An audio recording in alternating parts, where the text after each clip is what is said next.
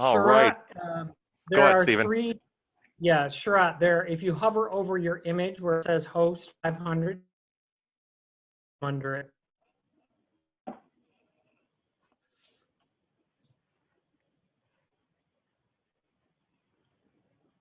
All right. Excellent. All right. Well, good morning, everyone. We wanted to be a little festive this morning.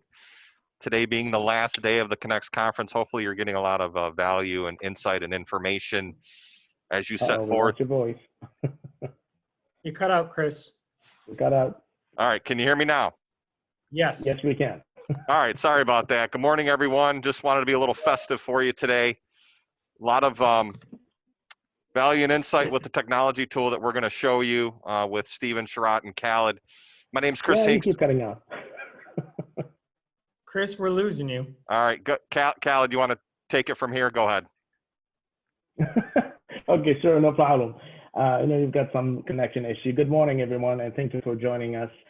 We really appreciate you following us here on the presentation we've been doing, and also the think tank. And we've got a good session here. We definitely got almost a packed agenda for you to see.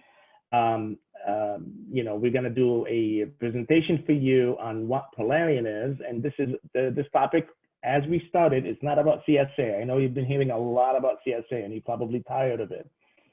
But we're not going to be talking CSA until toward the demo, because this is how we're building in, how we've built CSA into Polarion. So Siemens Polarion is an application cycle management tool. So that's what we're going to be talking about, okay? And let me move on here a little bit. So those are gentlemen, they're familiar faces so far. Stephen and I, you guys know who we are.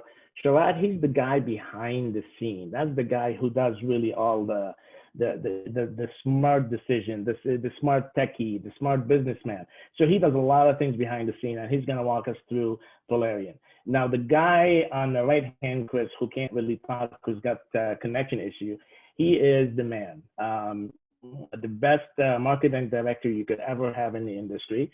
And that's it. I'll move forward now. All right. And Stephen, I want you to jump in with me and help me out here. But what I'm really talking about now is there is no better time to go paperless and contactless, right?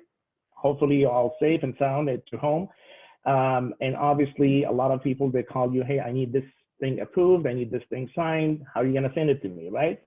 Email, DocuSign, whatever, PDF sign, you know, there's all kind of stuff, whether it's compliant, not compliant, but we're trying to do our best to keep moving in the industry. So really at this time, and many of you have been, you know, exposed to an application lifecycle management tool where you probably map your requirement, your testing, you probably run your testing, you do test runs into this application lifecycle management, but sometimes you have to go out, browse, and bring in a screenshot into your test run, etc. You still have to do a lot of manual things like, you know, building to, you know, your trace matrix between your requirements, your test cases, etc. And there's a lot of manual work that happens that I spoke earlier in the session, where it really ends up more of a hybrid process, and it's not really fully automated. What Siemens Polarion is really doing is state of the art, and it's EMS compliant. That's number one. It's Part 11, and it means it's got, it's not like, for example, DocuSign. So DocuSign, it does have an audit trail, but the audit trail resides elsewhere in the DocuSign server, where here you've got it all built in within your system. You want to do an audit trail review, you can do it at your own time, right? It's paperless, contactless. It's a really, what I call it, the paperless validation tool, okay? And it's low cost, zero footprint, and 100% paperless. And on top of it all, it has the built-in CSA, I call it the CSA risk. Maybe Stephen have a different name to it, but I like to say it has a built-in CSA risk where it's making my life much easier as a compliance or validation individual.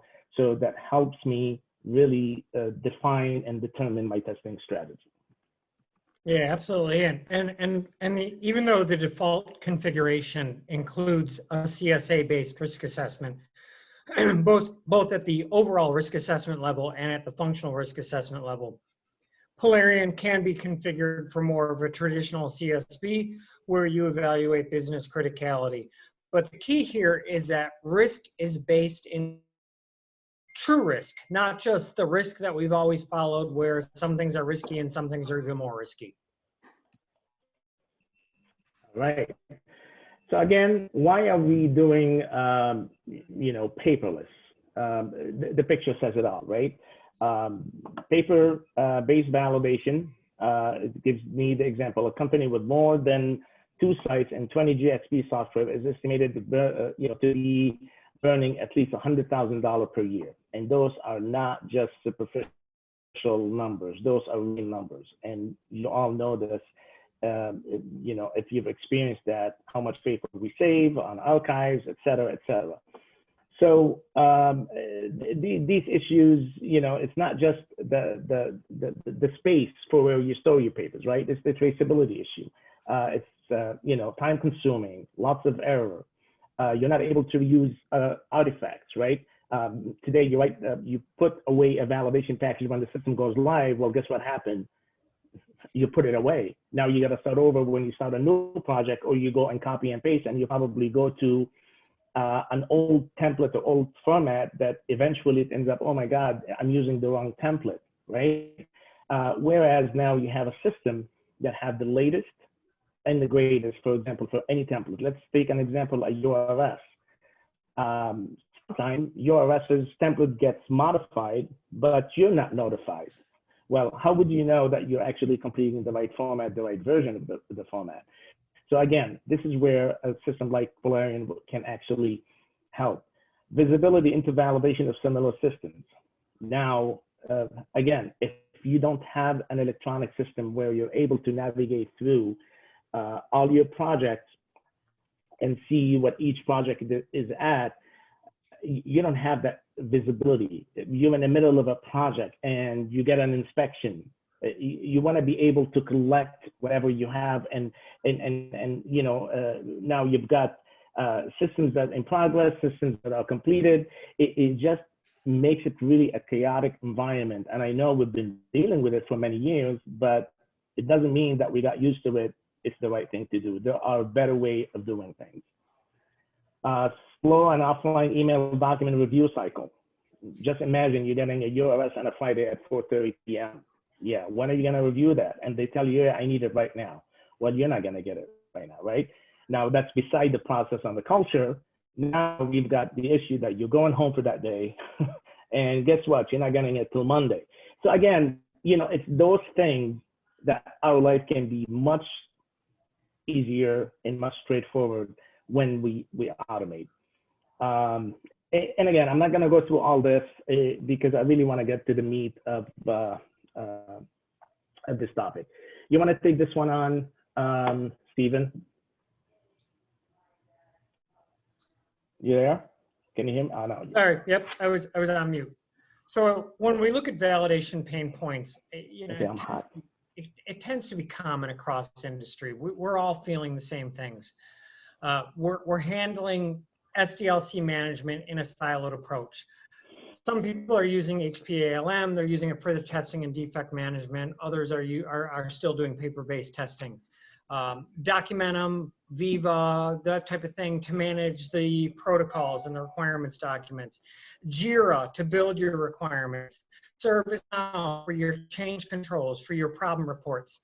So all of this siloed approach to validation is resulting in what we estimate about $140,000 a year in inefficiencies. So it creates traceability issues when you're trying to connect all those different siloed approach. There isn't one continuous CSV approach end to end. You've got different systems handling different things. You don't have document views. And what I mean by that is you have templates and you're building those templates out, but then you're putting them in something else to have a nice, neat format versus being able to just generate a template from fields inside of a system. And then there's a lot of redundancy. So you've got requirements that are in Word, requirements that are in Jira, user stories. Often I see people reverse engineering out requirements from Jira to build their requirements documents. There's no end-to-end integrated application lifecycle management. There's no automated risk-based approach. You know, you're filling out a spreadsheet or a Word document, and whether it's an FMEA or whether it's a CSA-based risk assessment, it's all highly manual, and there's no integrated change management. So if you were to try and evaluate the changes made to the system, now I have to query my change management system to see what happened. And really the whole point of this slide is you lack an overall view of everything that happens within that system. Great. Any comments from anyone? Because I'm sure you've had this in your organization sometime. And I know this is all an open mic, so anyone can talk. Okay. This looks very familiar to me. This is Rich Byers from 3M. You know, this looks like our exact system. Yep. Siloed, separate, you know, inefficient. Thank you. Exactly. We all suffered from it. We've had the experience and we've seen it all. And it's not like small, medium, or large company. Even large companies suffer from it. So, and as I spoke earlier today, so there are different solutions in the industry, right? And no one solution is going to give you everything, right?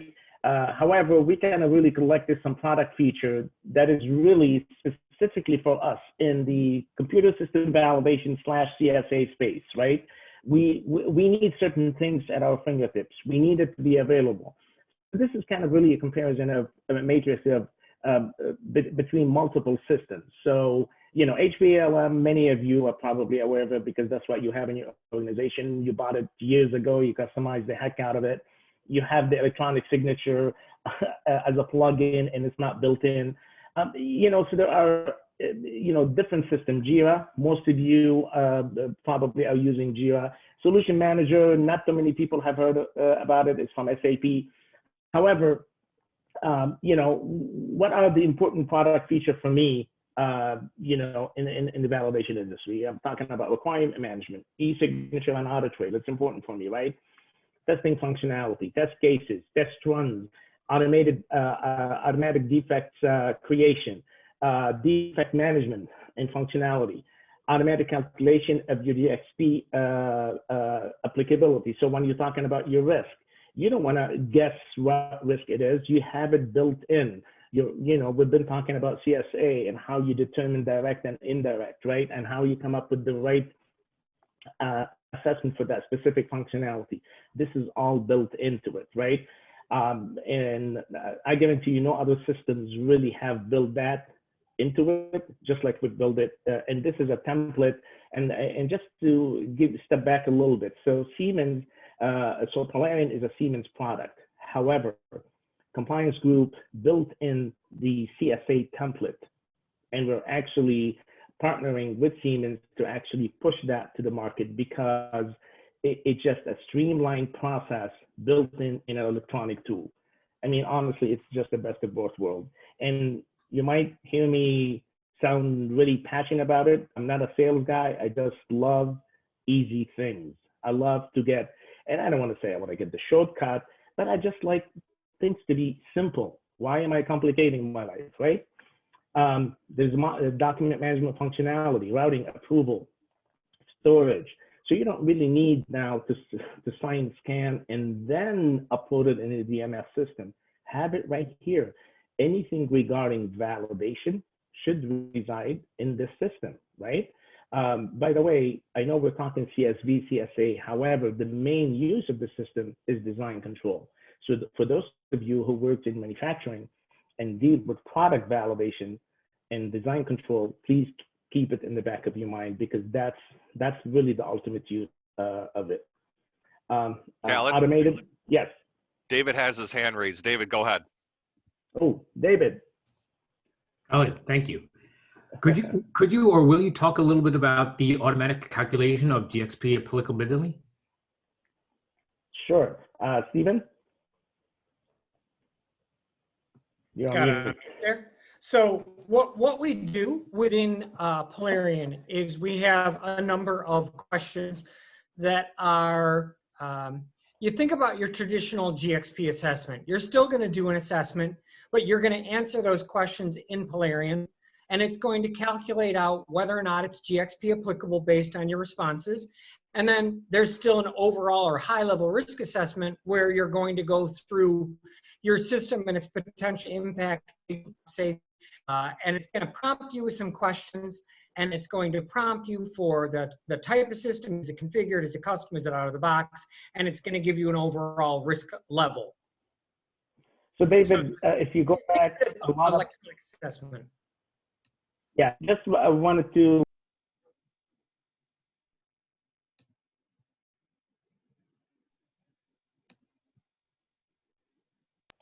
Can you guys hear me? Now we can. Okay, sorry.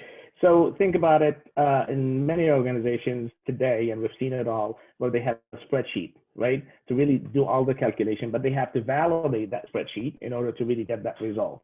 Now you've got that built in into Polarion, and of course, Polarion will come with a validation package as well. Does that answer your question, David? It does. Thanks. So essentially, part of the assessment for GXP relevancy is embedded in Polarion, and then from that kind of drives the subsequent risk assessment. Correct. Yeah. All right. Any other question? Comments? Khaled? Yes, sir. Yep. Hopefully my audio is okay. We do have a couple that came in from Kelly. What is the average size of the firm now using this tool, and what space are they operating it in, whether it's med device, biotech, et cetera? Actually, Sharat can answer that question. And well, let me answer it once. At least I know I'm really overseeing 3 projects right now. Sometimes I'd rather not really say the company name, but I will because this is public. Hematogenics, for example. It's a lab solution they actually do. They're here in Northern Illinois. They're using it. They're about 700 employees worldwide, and it goes up from that. Sharat, you want to share with us some of these numbers, please, and what companies? Sure, yeah, all market caps. That's the short answer. We also have a slide coming up, which includes Polarion clientele, all of their logos. So the largest being Medtronic. Medtronic uses Polarion for design control, risk management, equipment validation, as well as CSV. All right, so the smallest that we are implementing being Hematogenics that Khaled mentioned. Yep. Okay. These are some additional, I'm sorry, Chris, you had some additional questions? No, I think people are chomping at the bit to see the tool in action. So I'll wait because there's a couple other questions, but it's based on Sharat going over the tool.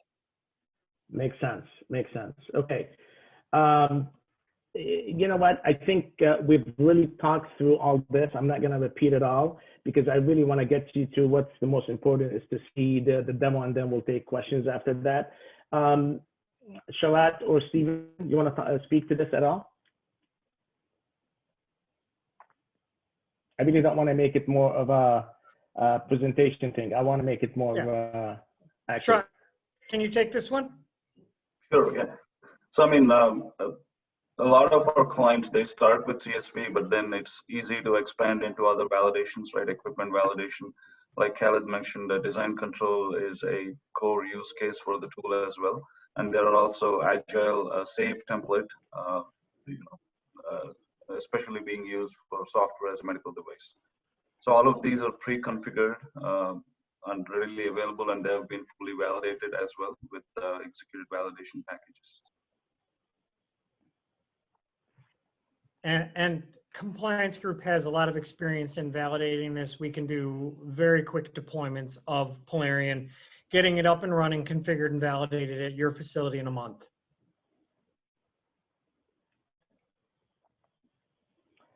I think Sharat should speak to this. There's a lot of great funky integration that you can go through, and there is almost like an app store. So Sharat, I know I'd like to hear you speak into this one.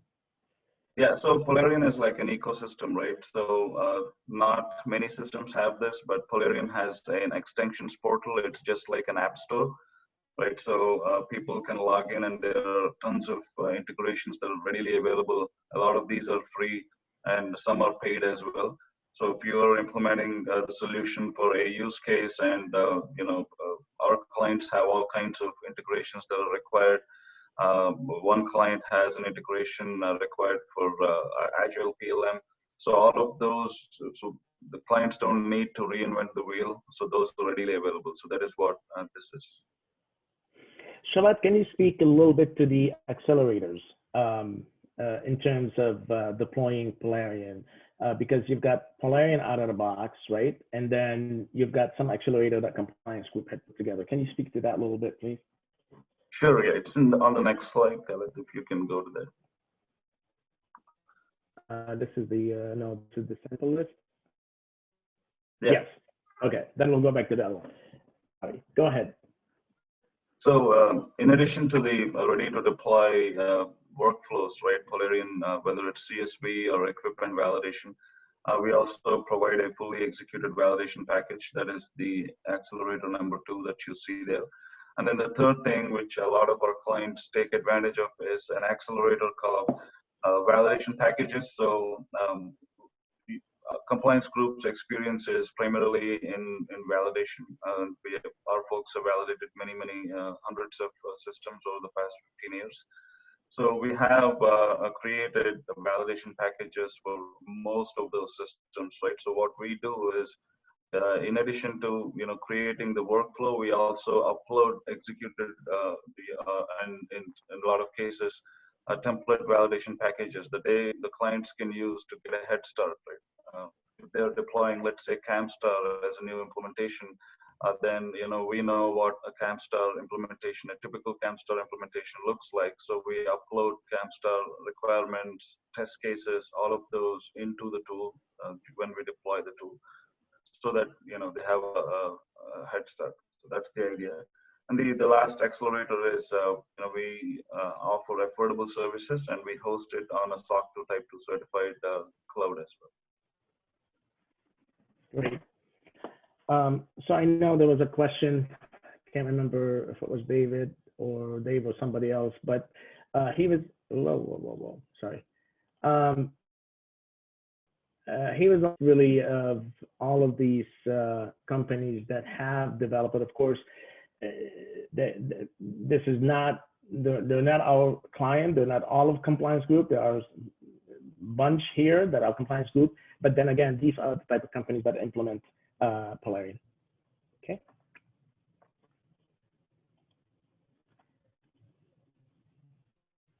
All right. So what's really included in a Polarion CSV implementation? And again, you're seeing us here using CSV and CSA interchangeably, right?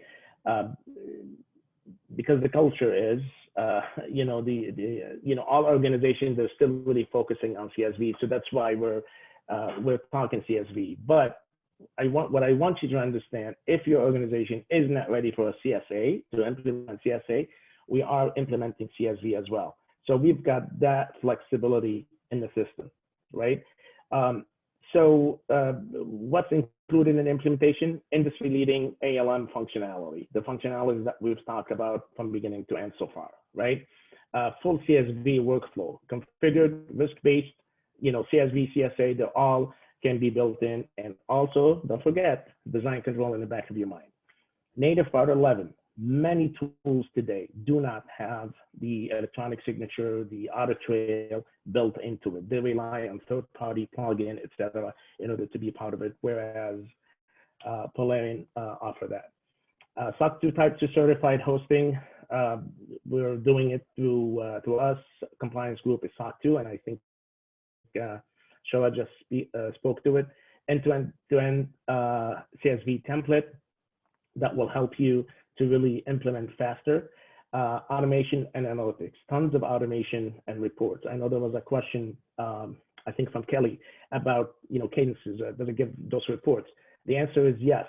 There's a lot of out-of-the-box capability, and anything else that you need is easily configured, not customized. And I know most of you on the call understand what configured versus customized. This is a low code, and we can do a lot of work to it. Sharat, do you want to add anything here? Or Stephen? You covered it all, Kelly. Okay, great. All right, I think we spoke to it. I did not see any cost here, Sharat. Do you want to speak a little bit to the cost before we get into the demo? Sure, yeah. I mean, we have seen... Or we can share it at a later time. It's up to you. Yeah, I mean, we have implemented this. We've got clients up and running for as little as $50,000, right? Pilot implementation. So, and really, it comes back to the bottom line, right? Some organization, yeah, I'm a small organization. I can't really implement such an expensive system. Well, it's not an expensive system, and it's going to increase your productivity. So there goes your saving and your return on your investment. So that's really how you want to think about it from that perspective. Okay, so I think we're ready for the demo. I know we have 30 minutes. So if we can do the demo, Sharat, if you can take access, please, and share your screen. And then we'll do some Q&A right after that. Sure. And in the meantime, while Sharat brings up his screen, does anyone have any additional question for us?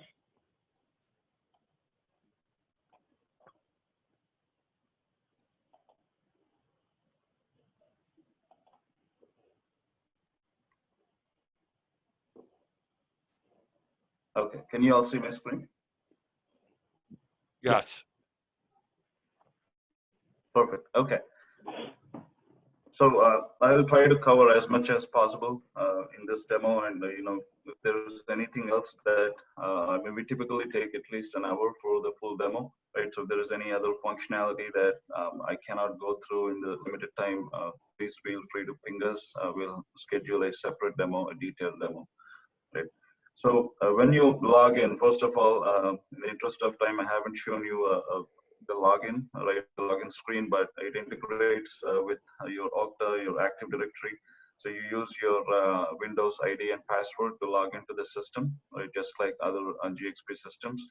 And once you log in, you will see a home screen, and that home screen is what is showing here. Right, and it shows you visually, how many of your SDLC documents are in draft, how many are approved and are in approval, right? And you can also, there is also a tab presentation here, and where you can see in a color-coded way, it will show you in a shade of green. If those are routing for approvals, then you will see those in yellow, right? And you can also see who is pending signatures right from here. If I toggle this, and this document has only one signatory, which is this guy, right? So he signed off on it, it shows. So if you have multiple people that are required to sign off on this document, then it will show who is pending. And as you can see to the left-hand side, right? What we have done is, and this is one template for the CSV validation for CSV. And during this demo, I'll also touch on other templates as well. So when we say template, it's a workflow that we use to manage a specific piece of functionality, right? Like CSV workflow, it's a specific workflow. We also have lab equipment validation. That's a different template. And this is a classic CSV, so you will see all of your phases that you're used to seeing, planning, requirements, design, build, testing, all the way through change control, all available. You can click anywhere and go into the specific documentation. For example, I click on planning. We have our typical usual aspects in planning, which is the GXP and ARES applicability, system risk assessment, right? And in requirements, we have our user requirements, functional and validation plans, and so on and so forth, right? So design will have design and config tech. Some clients also do a code review report, so it'll have a code review as well, and testing and all the way down. So this is easy to navigate to any phase you want to go to. Simply navigate to that phase and get to the document you need. Or there's also a Google-like search feature here, especially if you're working with large projects like ERP systems, then you will have tons of documents. So you can simply type and search for a document from here. If I say ERES, it will show me the documents, and just go to that document. And every user will get their own dashboard, my Polarion dashboard. As you can see here, I am in a CAMSTAR project. So let's say I'm a validation resource responsible for multiple systems. Typically, us folks are responsible for multiple systems, right? So CAMSTAR is the project that I am in right now, and you want to go to other system validations. If I am also responsible for SAP validation or a BMRAM validation or a lab equipment, I can navigate to those projects. But because we are typically responsible for multiple projects, what's nice to have, obviously, which is what you're seeing here, is a dashboard that will show us what is waiting for our action across projects, right? So you don't have to, scramble through these various projects to find out what is waiting for you.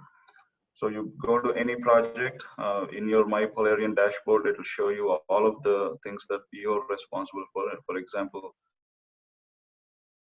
in my signature, there is part 11 applicability assessment from BMRAM. It's a different system, not a CAMSTAR, but still it will show up in your task list, right? And system risk assessment for TrackWise Kappa is also waiting for your signature, and technical spec for SAP and so on, right? And work items. So we'll get into the concept of work item shortly, but there are two concepts, right? One is your documents. We are also used to document views of things, right? So typically it's a document. User requirement is a document. But there is automation that is driving these documents, and that is a work item. If you guys have worked with HP ALM or other ALM tools, you're used to these objects, right? A defect, for example, a defect is an object. So that is what a work item is. I'll take you through system risk assessment as well as a detailed risk assessment, and we'll show you any reports as well. But I'd like to take a pause here and see if there are any questions.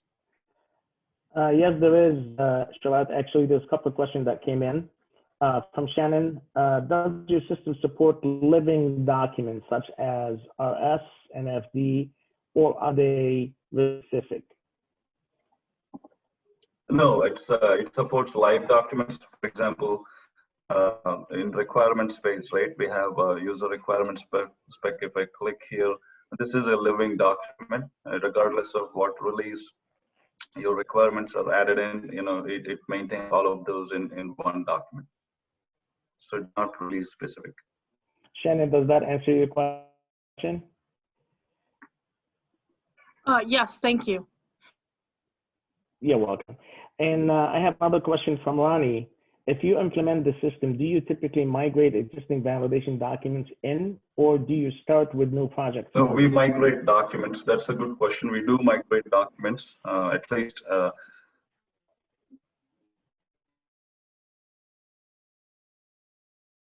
Systems, right? So there is data migration involved, and we migrate all of the current versions of the documents of, let's say, user requirements, functional requirements. They come off as documents, as living documents, and those executed packages are also stored within the validation package of that system in separate folders. So we have ready access to the entire history of the project. So yes. Okay, great. And one more question, and I hope Yael, I get your first name correct, Yael. The question is, can you set up templates for the documents that can be pulled from SharePoint, for example? And by that point, how do you know if the template is the most up-to-date if you have multiple copies? For the data migration, what formats are allowed for upload? So there's really multiple questions, and they're all good questions. Do you want me to repeat them, Sharad, or you're good? You got them. No, I mean, I can take this, right? So that problem actually will not arise with a tool like Polarion, because if we have SharePoint, that problem may occur because it's anybody can log in SharePoint and take a template, right? Whereas here, you know, if, for example, let me pick an example like system risk assessment. So when we deploy the system, when we deploy the CSV workflow, all of the templates are within the SDLC documents, right? All of those are logged in, right? So with this CSV workflow, you have a specific system risk assessment that is here. And that is what is used across all of the projects, right? And this, the projects or the individual systems can feel free to make changes to this, but there is no concept of you know, someone picking up a wrong version, because it is there within the system. Yeah, and I think Stephen, you can just speak to the example with Hematogenix, where they have the original version in their DMS system, right? And what we have in Polarion. Can you please speak to that briefly? Yeah, so for Hematogenix, we're building the templates for content, but what comes out of Polarion, they'll be built in Polarion, they'll have their logo on it, but there, as Sharat said, there really is no concept of the wrong template, because you're generating your documents right out of Polarion. And so if this particular client decides that they want a change in the template, they want to include something new, something different, then it's an update in Polarion, and when they generate the document the next time, it's in the new format. So your template lives and evolves within the tool. Great. And there was still more outstanding questions for Yael, is for data migration, what format? I mean, in the interest of time, right, we only have like very few minutes left. Shall we get to the questions towards the end? Because I do like to share more functionality, right? Sure. Okay. Okay, no problem. Yeah. So in my Polarion, I mean, I'd like to quickly go through the functionality real quick, and we'll get to all of your questions here. So if I have to sign off on a document, let me show that real quick. I click on that document, and it'll take me to that project. And then, what I will have to do is click on signatures. I'll say mark approved. It's my signature. I'll sign off. I can add a comment here when I'm signing, but I'll skip this piece. I'll save it. It'll ask me for my username and password, which is your Windows username and password, which is the electronic signature. And I'll enter my password here, sign off on the document, and it is approved, right? So it's easy to review and approve documentation. And let me go back to Camstar and walk you through a risk assessment, because that's the heart of a CSV project. And there are two levels of risk assessment. One is a system level risk assessment. The other one is your functional risk assessment. So I'll walk you through the functional risk assessment first. And then if time permitting, we can also look at the system level risk assessment, right? So typically your system level risk assessment drives your periodic review frequency based on the risk rating of your system, and your functional or a requirement level risk assessment will drive your testing, right? The level of testing. So I've opened up a user requirement spec for Camstar project, okay? And as you can see, and I've navigated to the requirement section of this, and every requirement will have a little small summary table here. Some clients don't, include this table here. Some clients do, but regardless, so here you can see the risk rating of this requirement as well as the testing type that is required for that specific requirement, right? So what we have to do is simply go through these requirements in a functional risk assessment setting, and then select the appropriate value. So let me do it for a couple of requirements. I mean, there's this requirement that says, MES will assign lot numbers, and I can do it right from here. Properties, right? So, and these are the parameters that are configured that are specific to individual client. What you're seeing here is that a risk rating and the associated testing type is a function of patient risk, potential patient risk that is associated to that requirement, right? And the implementation method for that requirement. Is that requirement configured or custom or out of the box? Let me change the value of this. Let's say, this is a custom for this requirement. And patient risk is right now indirect. Let me change this to direct. Let's say this requirement, functionality of this requirement has a direct impact. Again, these two, the function, right? They're specific for individual client. It's a simple change. Some want extra parameters. It's a matter of adding an extra field and the requirement, the drop-down values, right? So you select these, and this is modeled after CSA, by the way. You save it, save the requirement. You can see that the system has updated the risk rating to 5, and the testing type has also been updated to robust scripted testing for this requirement, right? So you simply go down the pike with this, and I'll just do one more. So for this requirement, right now the patient risk is indirect and the implementation method is out of box. So let me change this. Let's say there is no patient risk whatsoever for this requirement. And, we'll leave this as out of the box. And we'll save this. And you can see that the risk rating has just changed from 2 to 1. And the testing type also has been updated from a type of testing to, rely on vendor audit and assurance, right? So this risk rating scale and the associated testing types are based on CSA model that Khaled and Stephen have walked you through in other meetings, right? But a lot of our clients don't use this model. They have their own risk assessment methodologies that we configure. So this is the default. And so once we go through this risk assessment, that is where the automation kicks in. So the system is keeping track of all of your risk ratings.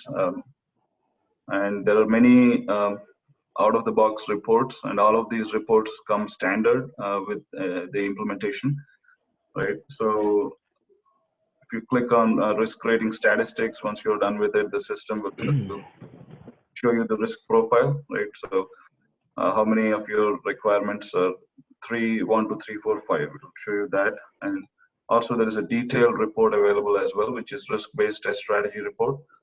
Right now, we stitch this, validation engineers stitch all of this information together.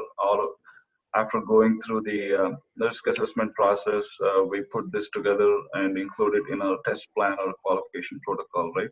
But here it is automated. Once you're done with the functional risk assessment process, you come here and it will show the risk rating, the requirement, and the associated testing type. And these are color coded as well, and one being a shade of green all the way up to 2, 3, and 4, and 5. And 5, which is the most riskiest type of a requirement, is in a shade of red. And also, I'd like to show you the requirements trace matrix. We don't have time to, build the trace in this meeting. We'll be happy to do that in a follow-up meeting with you. But I'd like to show you a couple more reports, which is requirements trace matrix, right? That is also a classic requirement that we have in CSV.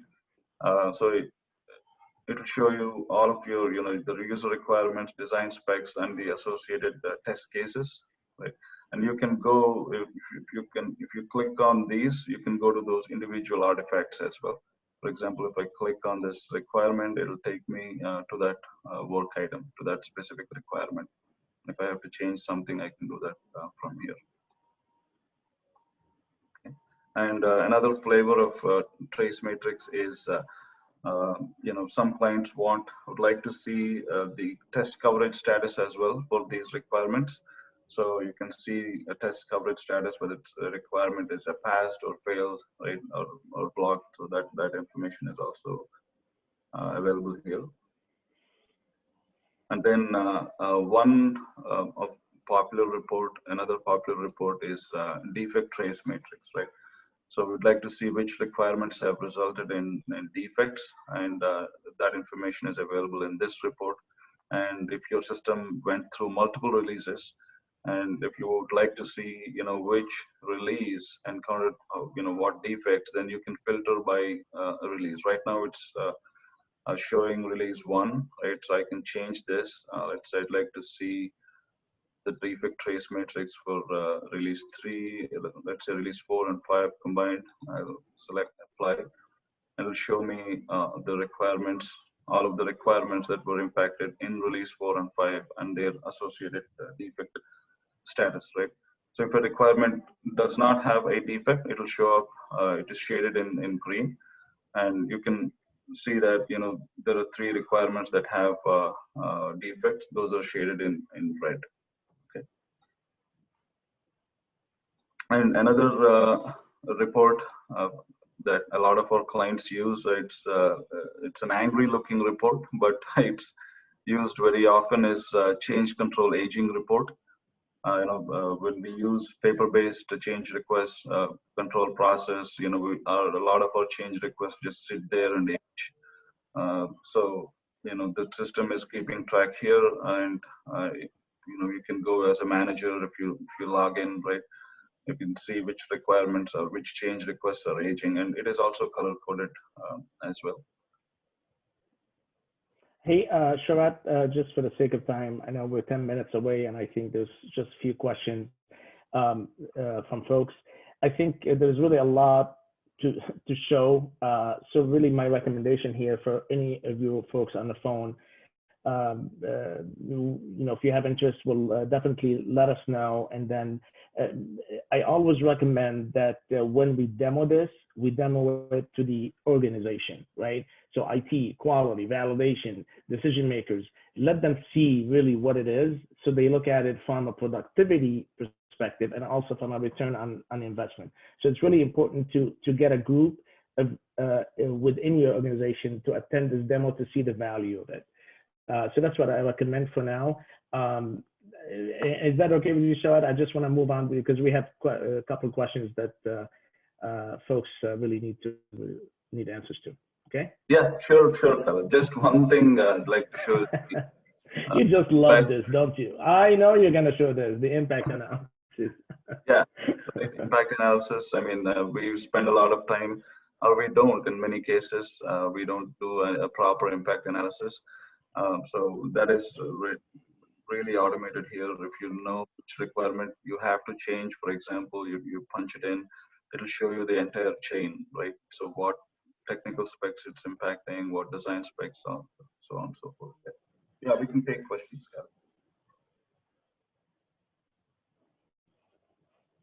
Okay. Going to some questions here. I know we still owe Yale an answer on, for data migration, what formats are allowed for upload? Both Word, Excel is allowed. Okay. So there is a Word round trip feature in Polarion that lets us import and export any document in and out of Polarion. PDF is also allowed. Okay. Next question from Shannon. How are changes to requirements documented in this tool? I think we showed that, right? You got that, Sharat? Yeah, I got it. So changes are documented at a requirement level and also at a document level, right? So some clients would prefer to do it at a document level, but we do recommend that clients track the changes at a requirement level, because that will give them the intelligence that they need to see the requirement churn, which requirements are being impacted the most, etc. So both, so it's tracked in both levels. At a requirement level, every work item has a history. There is a little history icon that you click and it'll show you the entire history of what has changed, who changed it, when it was approved. The same with documentation as well. And you can also compare the different versions. So if you have a requirement or a requirements document, you can select previous versions and then click on compare, and it'll show you all the differences between those two versions. So the concept of manual change history, documenting your change history in your document just goes out the window because the system is doing it for you. So Sharad, if you approve at the requirement level, so that ongoing maintenance change control, you're only approving the requirements, not generating the document every time. Can you talk about bulk approvals? Yes, yeah, absolutely. That's a good question, Stephen, right?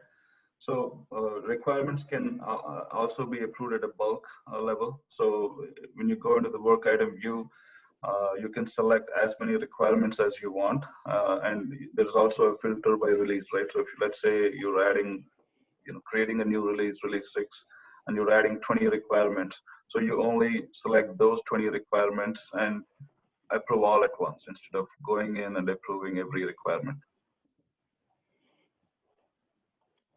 Great. A question from Oscar. Does the system allow for agile framework to create user stories, story pointing, etc., and then trace back to appropriate testing for traceability? Yes, absolutely. And there are really good agile workflow templates that are pre-built, right? So we don't have to reinvent the wheel. I mean, those can be configured for client configs, but really good agile workflows are already pre-built into Polarion. That can be its own demo by itself. Great. Ronnie, to respond to your question, can a user access be tied to company SSO or LDAP? Yes, it does. Peter, how are additional mitigations such as procedural documented, e.g. testing and process?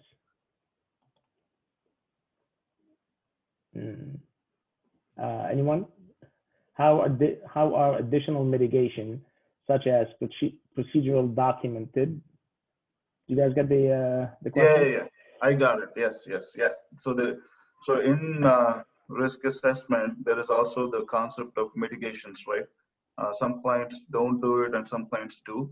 So there is an FMEA style of risk assessment that has the availability to document these mitigations, and the system tracks those mitigations as well. There is a concept of mitigation plan that can be assigned to each individual mitigation. Very few clients go to that extent, but it is out-of-the-box functionality that is available. Great. And we'll take one more last question from Yale. Do you have a demo software we can get the link to and sample access code for a few days? That's a good question. Yes, we do that on a case-by-case basis, Yale. So absolutely, we can create that. We have done that for a few clients already. So we'll be happy to provide that with you. Yale, please reach out to us so we can get that set up. Yep. All right. And then guys, finally, just a plug for 4 p.m. today. I'm going to be doing a session on creating the best-in-class templates. I'm going to be sharing an unscripted test case template with all of you who attend. I'm going to give you some tips on Word and building your documents and show you how Word's not a typewriter. So please register if you're not in it already. Great. Sounds very good. I guess if there's no more questions. What time is that, Stephen? I'm sorry. Can you read this? Rob Amriti. What time was that? Did you say? 4 p.m. Eastern today. Okay, great. Thanks. All right, everyone. Definitely thank you for your time. Hope you guys enjoyed it and learned something. And please contact, the single point of contact really here is Stephen and myself. You can definitely reach out to Chris and Sharat and anyone, but just let us know if you're interested in a follow-up demo for your organization. Would love to conduct one for you. So that's pretty much it. Thank you all very much. Right. Thank you. Thank you. Take care. Thank Bye-bye. you, everyone. Have a great last day of the conference. Bye-bye. And happy holidays. Thanks, Khalid. Thank you.